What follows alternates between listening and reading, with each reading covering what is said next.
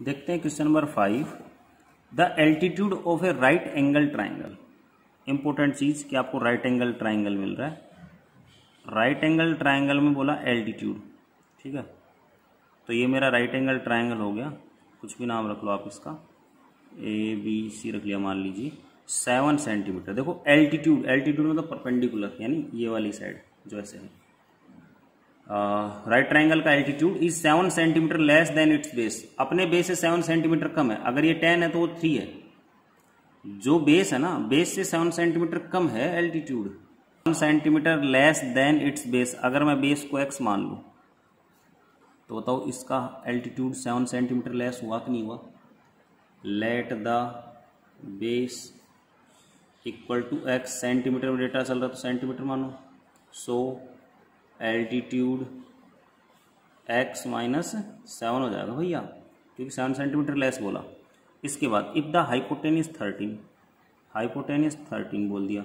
Find other two sides, मतलब वो 13 आपको पता है, ये दोनों साइड फाइंड करो। तो ये कब आ सकती है, अगर x की वैल्यू आ गई तो साइड आ गई अपनी। अब आप देखिए यहाँ एक प्रॉब्लम है। प्रॉब्लम ये है कि हर सवाल में अभी तक आपको क्या दिया था कि इन नंबर्स का प्रोडक्ट इतना, उनके स्क्वायर का सम है, मतलब कोई मल्टीप्लाई दे रखा था कुछ, यानी इक्वेशन बनाने के लिए जगह दे रखी थी।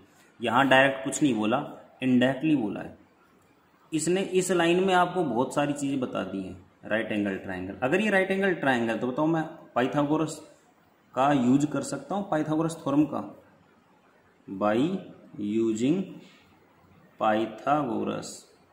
इसने यही हिंट दिया आपको राइट एंगल बोल करके कि राइट एंगल से आप पाइथागोरस यूज करके निकालो इसे।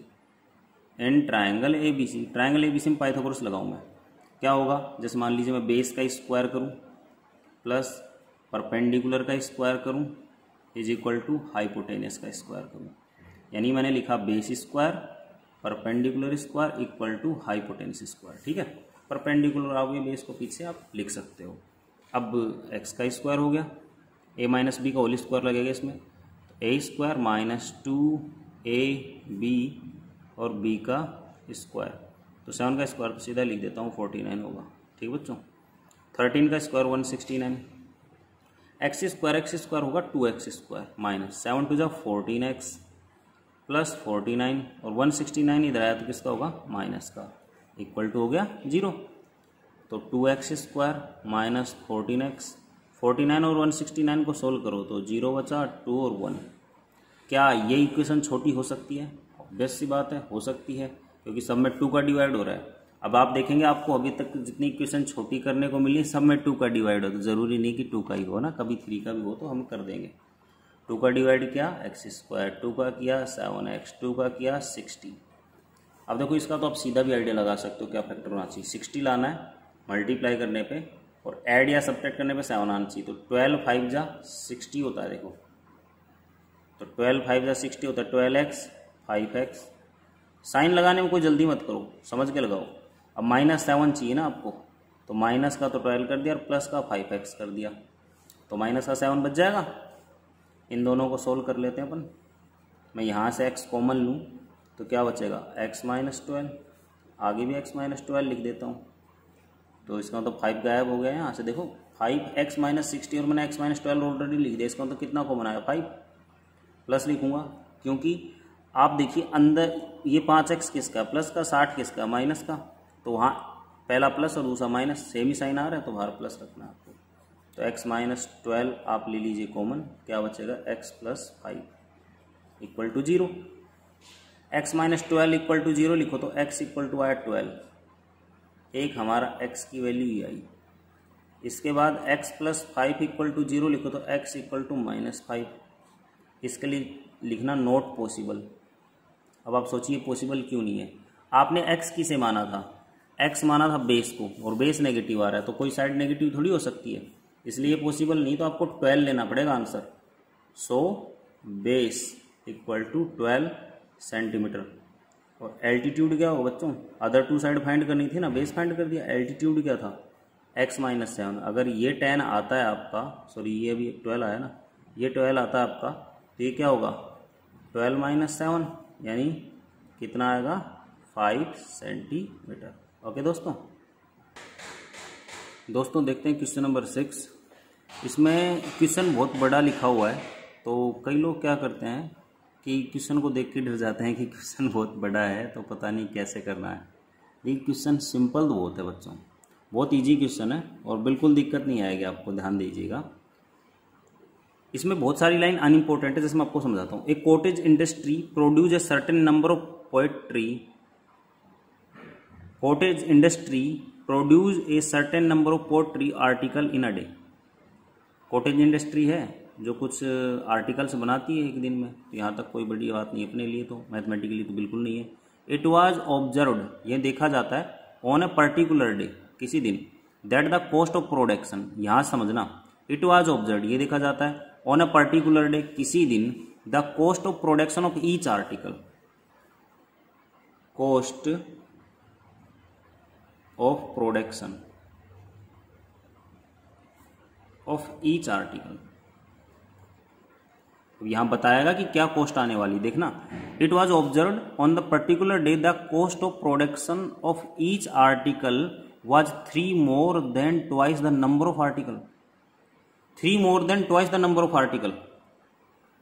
देखो 3 more than twice number of article, यानी आर्टिकल जितने उसका ट्वाइस का 3 ज्यादा है, तो नंबर ऑफ आर्टिकल लेट करो आप, नंबर ऑफ आर्टिकल, आपने मान लिया एक्स आर्टिकल हैं, अपन 6 क्वेश्चन देख रहे हैं 4.2 का, और 2 नंबर ऑफ आर्टिकल आपने एक्स लिखा +3, तो आपका क्या है 2x + 3। 2x + 3 क्या है बच्चों, कॉस्ट है ईच आर्टिकल, हर आर्टिकल की, और नंबर ऑफ आर्टिकल क्या है एक्स है। आगे बोलेगा twice the number of article produce on that day, if the total cost of production on that day was Rs 90, उस दिन का टोटल जो कॉस्ट एंड प्रोडक्शन का वो 90 रुपी था।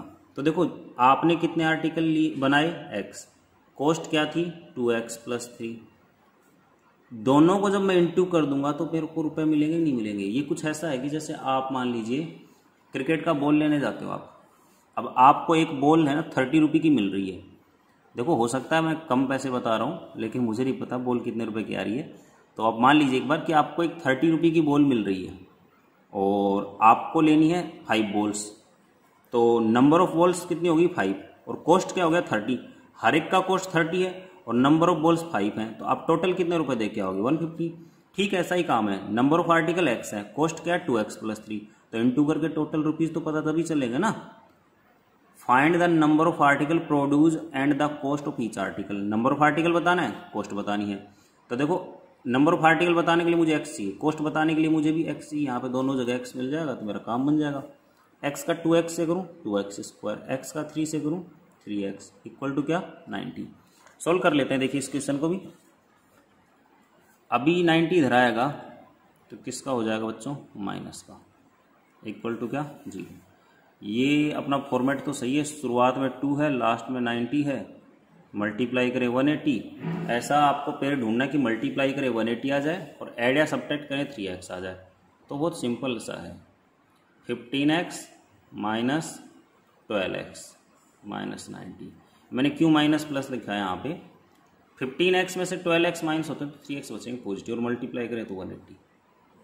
सोल्व कर लेते हैं, 2x x कॉमन आ गया यहाँ पे, तो बचेगा कितना 2x + 15, तो यहाँ पे भी आप कितना ऐसा कॉमन लेंगे जैसे 2x + 15 बचे, तो 6 कॉमन लेंगे आप और 2x + 15 ही बचेगा, तो 2x + 15 और x - 6 इक्वल टू 0। भाई 2x + 15 आ गया ना की बार कॉमन।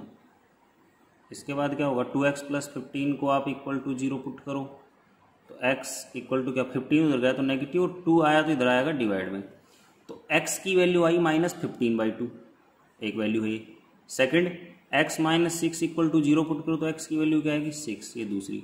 ये तो पॉसिबल होगी नहीं बच्चों, ठीक वही बात जो पिछले क्वेश्चन में बोल रहा था, क्यों पॉसिबल नहीं है। आपने x किसे माना है, नंबर ऑफ आर्टिकल, क्या नंबर ऑफ आर्टिकल -50/2 हो सकते हैं, -15/2 नहीं हो सकते ना। क्या नंबर ऑफ आर्टिकल -15/2 हो सकते हैं, नहीं हो सकते। ठीक ऐसा है कि जैसे मान लीजिए मैं आपको कहूँ कि 6 बॉल लेके आओ तो आप ला सकते हो, लेकिन मैं कहूँ -6 बॉल लेके आओ तो ये तो अपने आप में मजाक हो गया, ला ही नहीं सकते आप। तो x equal to 6 is the right answer, यानी नंबर ऑफ आर्टिकल आपके आए x equal to 6। Now cost 2x plus 3 थी अपनी, ईच आर्टिकल कोस्ट थी 2x प्लस 3, तो 2x की वैल्यू 6 प्लस 3, 6 2 जा 12 प्लस 3 यानी 15 रुपी अपनी आर्टिकल की कोस्ट है, और 6 अपने क्या है नंबर ऑफ आर्टिकल, ये अपना आंसर हुआ। ठीक है दोस्तों।